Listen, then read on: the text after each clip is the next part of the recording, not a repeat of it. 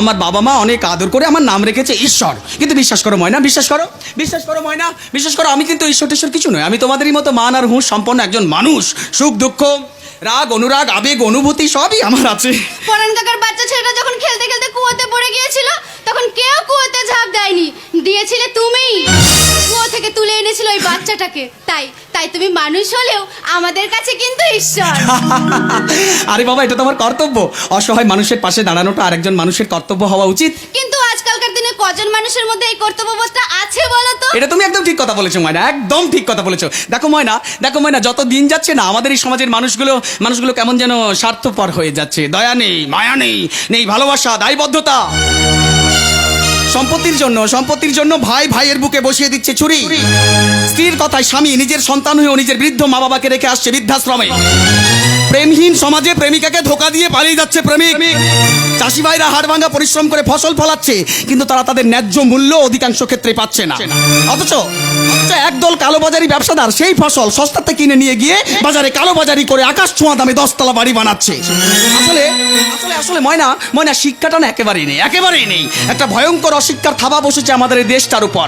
আর হবে নাই বা কেন?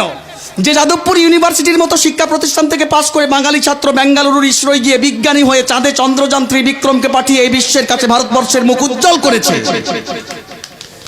অথচ সেই যাদবপুর ইউনিভার্সিটিতে এই র্যাগিং এর কারণে স্বপ্নদ্বীপের মতো ছাত্রকে উলঙ্গ অবস্থায় ঝাঁপ দিয়ে মরতে হয়েছে। দর্শন ঈশ্বর হতে পারে আমার দর্শন। আমি এই দর্শনকে নিয়ে বেঁচে থাকতে চাই ময়না, বাঁচিয়ে রাখতে চাই এই গ্রাম বাংলাকে। দেখো ময়না, আমাদের দেশে ভারতবর্ষকে ভারত পিতা রূপে দেখা হয় না, দেখা হয় কি ভারত মাতা রূপে। কেউ বলে না ভারত পিতা, সবাই বলে ভারত মাতা। কিন্তু আমাদের দেশের মায়েরা বোনেরা সত্যি কি সুরক্ষিত?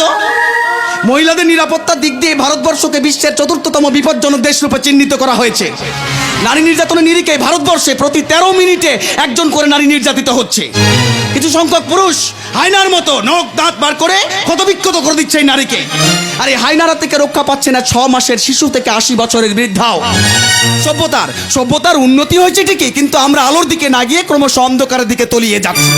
রাত হোক বা দিন হোক, কোনো সময় আমাদের দেশে নারীরা সুরক্ষিত নয়। আরে বাবা, যে দেশে মুখ্যমন্ত্রী থেকে রাষ্ট্রপতি মহিলা, সে দেশে কন্যা সন্তানের প্রতি আজও এত অবহেলা। আরে বাবা, কুকুর বেড়ালো তাদের কন্যা সন্তানকে বিপদের সময় মুখে করে অন্য জায়গায় নিয়ে যায়, কিন্তু মানুষ এমন বুদ্ধিজীবী প্রাণী, কন্যা সন্তান হলে তাকে ছুঁড়ে ফেলে দেয়। এই যে কিছুক্ষণ আগে কয়েকজন ছেলে তোমার সম্মানহানি করার চেষ্টা করছিল, কিন্তু তুমি তোমার নিজের সম্মান নিজে রক্ষা করতে পারোনি। তার জন্য একজন পুরুষ মানুষের প্রয়োজন হয়েছে। তার কারণ তুমি একজন মেয়ে। এটাই তোমার সব থেকে বড় অপরাধ। তুমি একজন মেয়ে।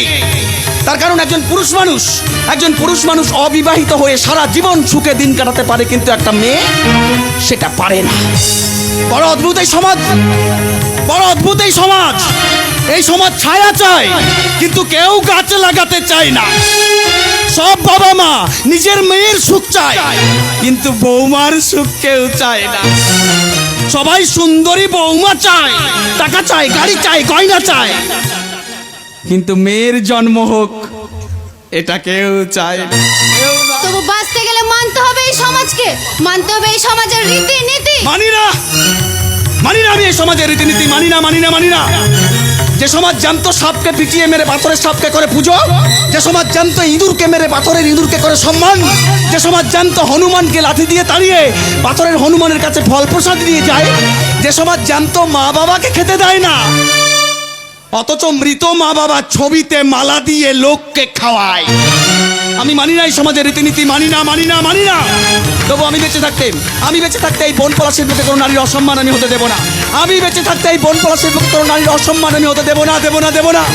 এই সমাজে যে সমস্ত পুরুষ মানুষ মেয়েদের ভোগের বস্তু, কামনা নিবারণের যন্ত্র ছাড়া কিচ্ছু মনে করে না, নারীকে যারা অবহেলার বঞ্চনার শিকার মনে করে, নারীর মান সম্মানকে কলুষিত করে উল্লাস সমাজের মাথা হয়ে দাপিয়ে ঘোরে, এই সমাজের ভিড়ে লুকিয়ে থাকা সেই সব ভদ্রবেশী জানোয়ারদের খুঁজে বের করে আমি নিজের হাতে তাদের বিচার করব। ঈশ্বর, তুমি কি সত্যি